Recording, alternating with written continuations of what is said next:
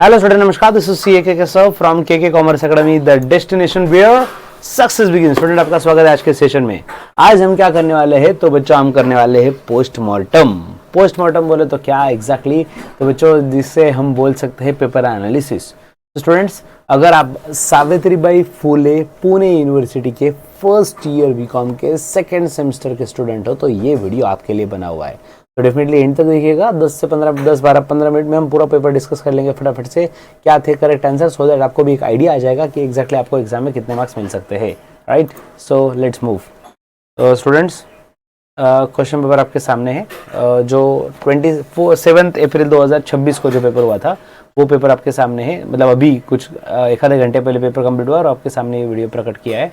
30 mark का paper बच्चों business accounting का। इसमें फिल इन द ब्लैंक। सबसे पहला, Maharashtra cooperative societies act came in 1960 is the correct answer. ठीक है, 1960। Cooperative societies are not form for earning revenue या प्रॉफिट। तो बच्चों correct answer is profit, not revenue. Profit कमाने के लिए नहीं बनाया भाई कोऑपरेटिव सोसाइटी। उनका इंटेंशन है सर्विस प्रोवाइड करना, ना कि प्रॉफिट अर्न करना। ठीक है। Dash dash is subordinate division of central office. Central office का सब ऑर्डिनेट डिवीजन बोले तो ब्रांच अकाउंटिंग जो अपना चैप्टर दिया है। Under debtor system each branch is treated as. तो बच्चों, डेटर सिस्टम में हर ब्रांच को एक डेटर की तरह ट्रीट किया जाता है। डेटर, क्योंकि ब्रांच से हमें पैसा लेना होता है ना, तो उसको डेटर की तरह ट्रीट किया जाता है। ठीक है। When goods are sent to branch at markup price and the basic purpose is to have greater dash dash control over the stock at the branch। तो बच्चों बेसिकली जो गुड्स भेजे जाते हैं ब्रांच पे वो मार्कअप प्राइस पे अगर बेचे जा रहे हैं, मतलब प्रॉफिट मार्जिन ऐड करके अगर दिया जा रहा है, तो पर्पस क्या है इसका? To have the greater control over the business, over the stock पे अपना ज़्यादा कंट्रोल होना चाहिए, इसलिए ऐसा किया जाता है। Dash dash account shows profit of a cooperative society. बच्चों, दो अकाउंट कैपिटल ट्रेडिंग और प्रॉफिट एंड लॉस बोला हुआ है ना, तो हमें चाहिए profit. So profit of course आएगा हमारा कहाँ पे? प्रॉफिट एंड लॉस अकाउंट में। ग्रॉस प्रॉफिट पूछा होता तो ट्रेडिंग अकाउंट के बारे में सोचते ना। नहीं। Next, dash dash account record all transaction of a branch. तो जो ब्रांच के सब ट्रांजैक्शन कहाँ पे लिखे जाते हैं? तो ब्रांच अकाउंट में ही लिखे जाते हैं ना भाई। Right, branch account records all transactions of a branch. Done debtors method में जब ब्रांच अकाउंट बनाया जाता है तब की बात है। तो बच्चों अब क्वेश्चन देखो, final account of cooperative society का जो क्वेश्चन आया था उसके बारे में फटाफट से डिस्कस करते हैं। इंपॉर्टेंट चीजें डिस्कस करते हैं। विश्वास कंज्यूमर कोऑपरेटिव सोसाइटी। बच्चों, कंज्यूमर कोऑपरेटिव सोसाइटी मतलब हमें प्रिपेयर करना था ट्रेडिंग, प्रॉफिट एंड लॉस और बैलेंस शीट। ठीक है स्टूडेंट्स, स्टार्ट करते हैं फटाफट से डिस्कशन। कौन सा आइटम कहाँ पे आएगा डिस्कस कर लेंगे फास्ट में। First is stock of fertiliser. Trial balance में दिया हुआ स्टॉक ये ओपनिंग स्टॉक है। तो बच्चों ये ओपनिंग स्टॉक आ जाएगा ट्रेडिंग अकाउंट के डेबिट में। ठीक है, ट्रेडिंग, एक सेकंड में कलर चेंज कर लेता हूँ।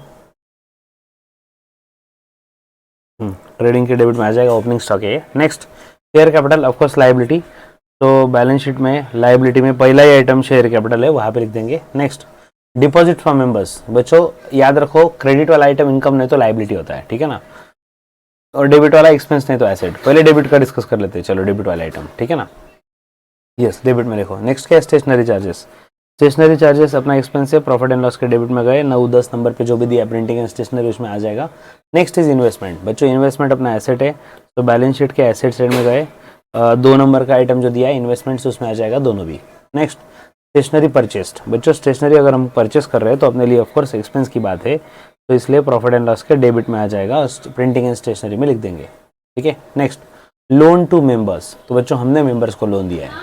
राइट, अगर हम मेंबर्स को लोन देते तो अपने लिए एसेट एक तरीके का, हम दूसरे को लोन दे रहे हैं। बैलेंस शीट के एसेट साइड में लोन्स एंड एडवांसेस वाले कैटेगरी में आ जाएगा। Next, purchase of fertiliser. तो फर्टिलाइजर हमने परचेस किया, मतलब फर्टिलाइजर हम सेल कर रहे होंगे, हमारा बिजनेस होगा ये। तो बिजनेस अगर है तो ट्रेडिंग के डेबिट में आ जाएगा, ट्रेडिंग ऑफ फर्टिलाइजर। ठीक है। Next, office equipment. Office equipment अपने लिए एसेट है भाई, तो बैलेंस शीट के एसेट साइड में आ जाएगा, फिक्स एसेट में आ जाएगा office equipment. Okay. Next, office rent, of course expense है, प्रॉफिट एंड लॉस के डेबिट में। रेंट, रेट्स एंड टैक्सेस जो भी नंबर पे 8-10-9 नंबर उसमें आ जाएगा।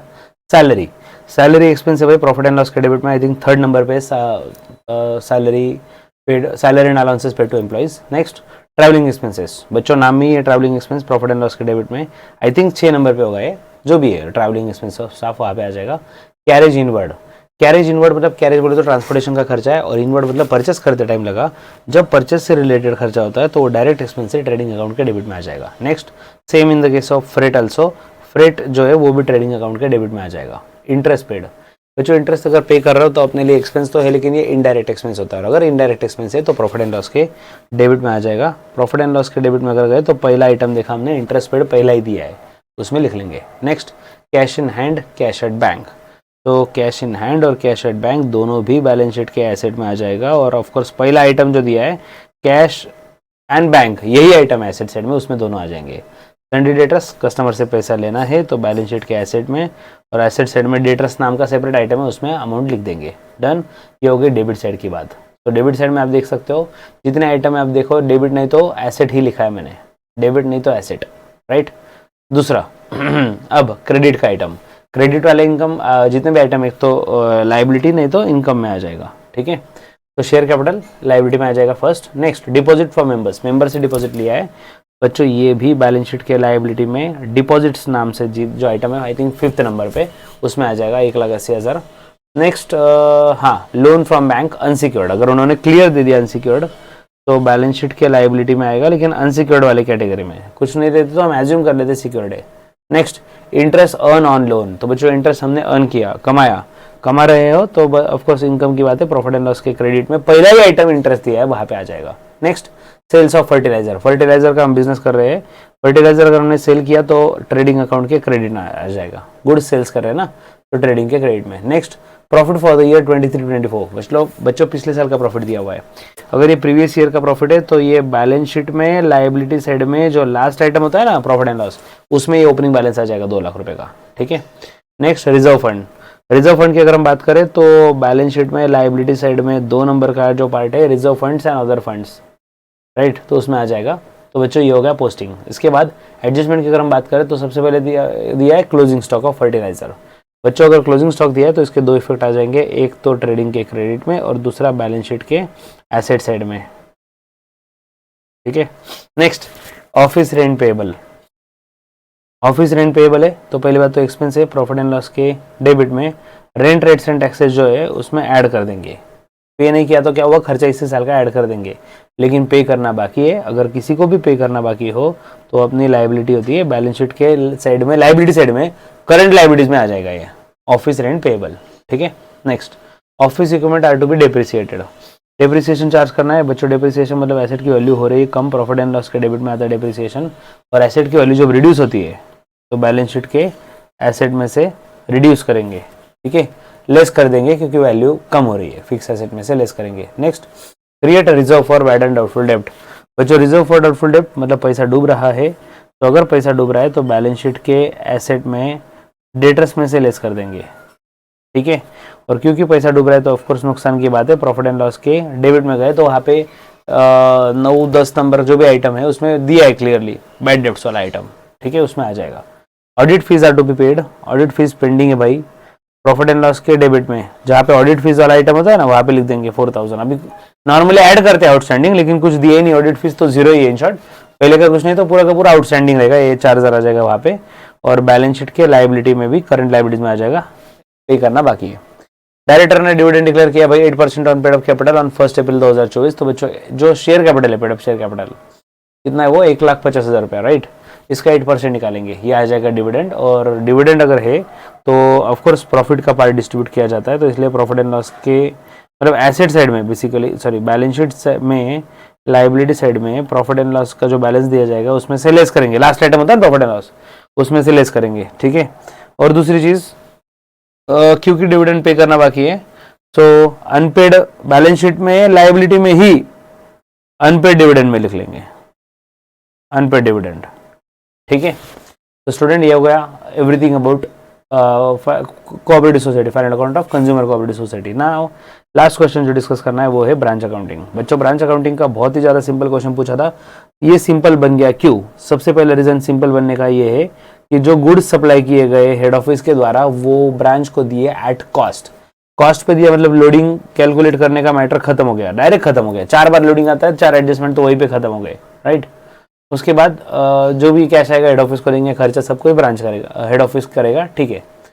Prepare accounts in the books of सहज कॉर्पोरेशन। बच्चों अभी इन्होंने बस प्रिपेयर अकाउंट्स बोला हुआ है, कौन से प्रिपेयर करने हैं वो बताया ही नहीं है, राइट स्टूडेंट्स। ऐसी सिचुएशन में of course we can prepare, एक तो ब्रांच अकाउंट आ जाएगा, ठीक है, मतलब कौन सी ब्रांच है वो, इन द बुक्स ऑफ जो हेड ऑफिस है सहज कॉर्पोरेशन नागपुर और उसका ब्रांच है एट पुणे, तो पुणे ब्रांच अकाउंट आ जाएगा नाम, ठीक है ना, which is quite logical, Pune branch नाम आ जाएगा।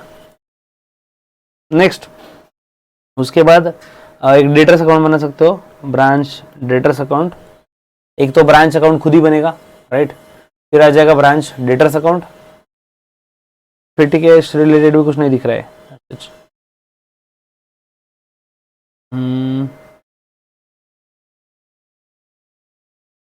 ठीक है स्टूडेंट्स। ब्रांच और ब्रांच डेटर्स आ जाएंगे। सबसे पहले देखो अभी स्टॉक एट ब्रांच, अभी स्टॉक दिया है, स्टॉक अगर है ओपनिंग स्टॉक कहाँ पे लिखेंगे, ब्रांच के डेबिट में, टू बैलेंस ब्रॉट डाउन ये आ जाएगा ओपनिंग स्टॉक।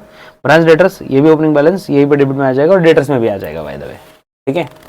नेक्स्ट ये डेबिट में आ गए दोनों। Goods send to branch during the year, बच्चों ब्रांच पे गुड्स आ रहे हैं, ब्रांच अकाउंट के डेबिट में आ जाएगा, फिर से अगर गुड्स रिसीव होते हैं तो ब्रांच अकाउंट के डेबिट में लिखा जाता है।